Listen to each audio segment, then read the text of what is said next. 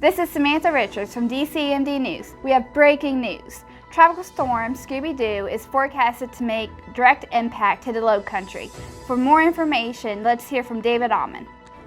Thanks, Sam.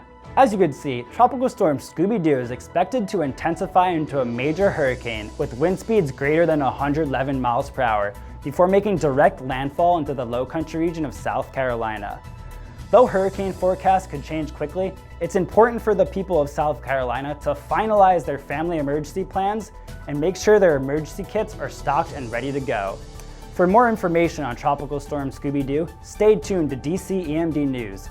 Back to you, Sam. Thank you, Dave. Now for more information on how to build your emergency kit, let's head to Dorchester County Emergency Management, where we have Director Mario Formasano.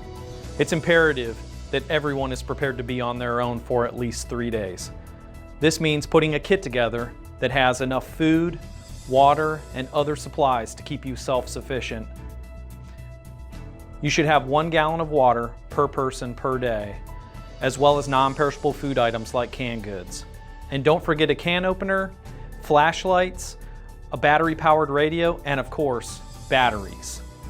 Take into consideration unique family needs or unique needs within your household, like prescription medications and wheelchair batteries. Also, if you have pets, make sure that you include their items within your emergency supply kit. For more information on how to put your emergency supply kit together, visit www.dorchestercountysc.gov/EMD. Thanks. Thank you, Mario, for that great information. I'm going to make sure to check my emergency kit when I go home this evening. Well, folks, that's all for us this evening. Make sure to follow us on Facebook and Twitter.